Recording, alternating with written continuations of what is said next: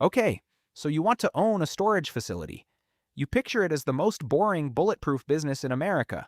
You buy a few acres, drop some corrugated metal boxes on them, put a gate at the entrance, and then watch hundreds of strangers pay you every single month to store couches they'll never sit on again, and Christmas decorations they'll never hang again. No staff, no inventory that rots, no customers screaming in your face, just passive income, real estate that runs itself. That's the picture in your head. Here's the problem. A storage facility is not a landlord with 20 tenants and 0 toilets. It's a machine for converting one thing into another. On the surface, you're selling boxes. The rent is the product. That's the lie everyone tells themselves. In reality, the rent barely matters. The rent is just the excuse. The steady, boring cash flow that lets you borrow cheap money. The people who actually get rich on storage aren't selling space. They're selling a leverage bet on the price of their own building going up. By the end, you'll know exactly which game you're actually playing when you sign that note. First, understand that storage isn't one business. It's at least two, with different risks and different buyers. There's the small independent facility, a few hundred units in a secondary market bought for 1 to 4 million, run by one person who actually answers the phone. And there's the institutional portfolio. Thousands of facilities owned by a REIT that pays its investors dividends like it's a utility company. They look like the same asset. They are not the same game. The small operator is playing the buy, improve, exit game. The REIT is playing a different one, aggregating rent checks into a stock that never stops paying. This video is about the first game, because that's the one you can actually enter. The rest of it assumes you're a person, not a pension fund. Here's what it costs before you've rented a single unit. Land first. A 2-acre parcel close enough to population to actually fill your boxes runs $300,000 to over $1 million in a normal suburban market. In a city like Los Angeles or Miami, you can pay $2 million just for the dirt before a single wall goes up. Then you build. A basic single-story facility with 40,000 net rentable square feet, the industry's term for the space customers actually pay for, costs roughly $25 to $45 per square foot to construct. That's $1 million to $1.8 million in construction alone, not counting the land. Go multi-story in a dense city and it jumps to $50 to $75 a foot. Then the unglamorous stuff that quietly adds up: paving, fencing, electronic gates, cameras, software, signage, insurance, permits, another $200 to $500,000. All in, a new ground-up facility in a mid-size market runs $3 to $6 million before you lease your first unit. In expensive coastal markets, $10 to $15 million. Buying an existing one is a different math, but no cheaper. The industry prices facilities on something called a cap rate, income divided by price. A stabilized facility, already near full, trades at a 5 to 6% cap. That sounds low. It's low because institutional money has flooded into storage since the early 2010s and pushed prices up.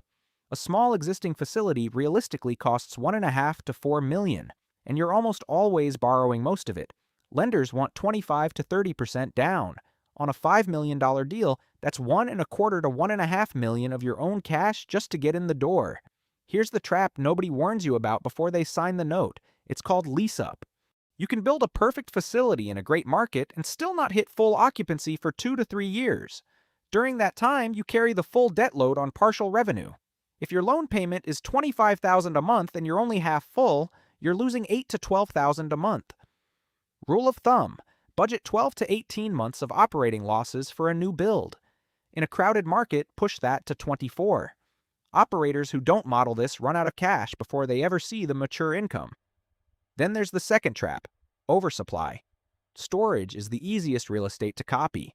Between 2016 and 2020, when interest rates were low, builders flooded markets like Nashville, Dallas, and Charlotte. Occupancy dropped 8 to 12 percentage points. Street rates fell 10 to 20%. The operators who borrowed heavily to build watched a profitable asset become a cash flow disaster, not because they ran a bad business, but because 3 competitors broke ground 12 months before they did. And the third trap is the quietest one. This is a hyper-local search business. When someone needs storage, they type "storage near me" into Google. If you're not in the top 3 results, that customer goes to public storage. A small independent is competing against a brand whose marketing budget makes your $3,000 a month look like pocket change. Now the part everyone thinks is the business. The rent itself. On paper, it looks solid. A 10 by 10 unit rents for $80 to $150 a month in a suburban market.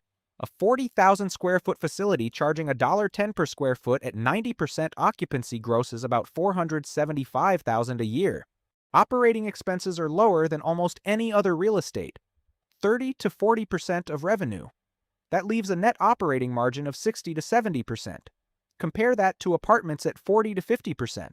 That's why big money loves this asset class. But here's the part that should reframe everything for you. The rent, for all its lovely margins, is not where the wealth is. The rent is slow. It compounds at inflation. It's eaten by property taxes. 1 to 2% of assessed value, so $50,000 to $100,000 a year on a $5 million facility before you've paid a single other bill. It's eaten by deferred maintenance. Roofs need replacing every 20 to 30 years. Doors and locks wear out constantly. Smart operators set aside 5 to 10% of gross just to keep the boxes standing. The rent keeps the lights on. It does not make you rich. Let that settle for a second. So if the rent isn't the business, what is? Two things. First, the quiet stream stacked on top of the rent. Truck rental partnerships. A U-Haul deal adds $20,000 to $60,000 a year. Tenant insurance, $15,000 to $40,000. Late fees, 3 to 6% of gross revenue. Pure profit. Boxes and locks sold in the office. Lien sales when a tenant stops paying. Wine storage, RV storage, boat storage, document storage, all charging more per square foot than a standard unit. A sharp operator pulls an extra 10 to 15% of base rent from these streams. That's the part that's actually profit. Near zero cost, near 100% margin. But the real second business is even bigger, and it's the one almost nobody names. You're not building a rent machine. You're building a vehicle for refinancing. The playbook is buy underperforming, fix operations, push occupancy, then refinance and pull your equity out to buy the next one. The rent is just the collateral that makes the bank say yes. Look at Joe Olivio, a New Jersey operator. In 2003, he bought one distressed facility for $1.3 million. 55% occupied, mismanaged. He automated rentals, raised rates, added a U-Haul deal, got it to 94% occupancy in 2 years. Then he refinanced, pulled equity out, and bought a second location. 15 years later, he owned 4 facilities and sold for $22 million. That's the actual game. You thought you were buying boxes. You're buying a ladder of cheap debt. Here's a real corpse, and it died from the exact thing that makes the winners rich. Great value storage. A self-storage operator that filed for Chapter 11 bankruptcy protection after defaulting on a mezzanine loan. The riskiest slice of the debt stack. Its lender, TIAA, moved to foreclose on the portfolio. Read that again. This wasn't a facility with no customers. This was an operator whose boxes were presumably still collecting rent. But the leverage structure underneath was too aggressive, and when the debt came due, the whole thing tipped over. That's the lesson the original documentaries don't show you. Storage is a business where almost nobody goes bankrupt because people stopped storing their stuff. They go bankrupt because they borrowed too much on the assumption that the rent would keep rising and the cap rates would stay low. Debt is the engine of the winning playbook, and it's the exact same tool that kills you when the market turns. Popularity of the asset and the safety of your note are not the same thing. A full facility can still be one refinancing problem away from foreclosure. Why is this business so seductive and so easy to get slightly wrong? Because it sells a fantasy of effortlessness. The product is so boring it feels safe, and that boredom is a trap. It makes people skip the boring work. The feasibility study, the lease-up model, the cap rate math. Because the business looks like it can't fail. That's exactly when people over-leverage. And there's a legal layer that makes it more fragile than it looks.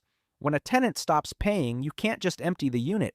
Storage law in most states requires a formal notice process before you can auction the contents. Get that process wrong and you've got liability.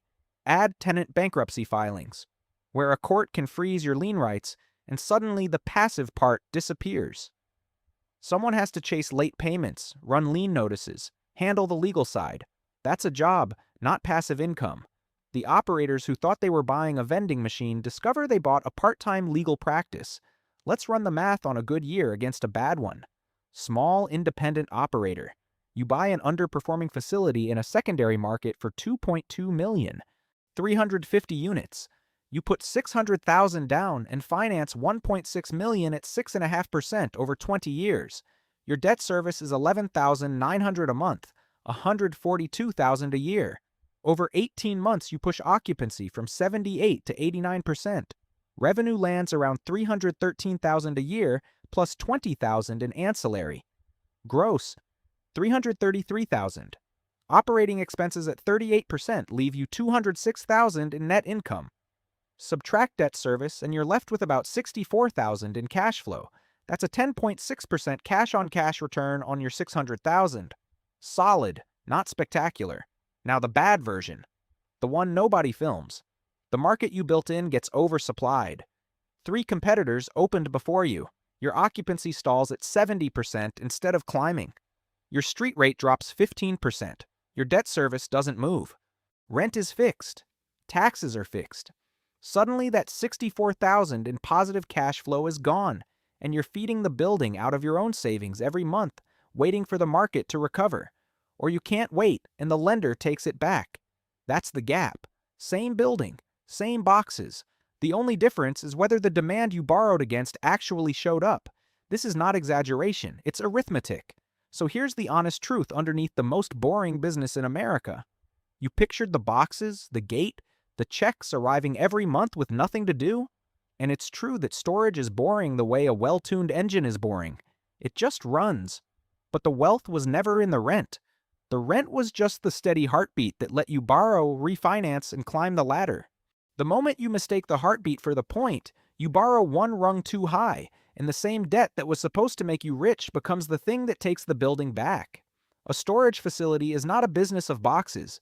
It's a business of leverage, disguised as passive income. And leverage is the most patient creditor in the world, until it isn't.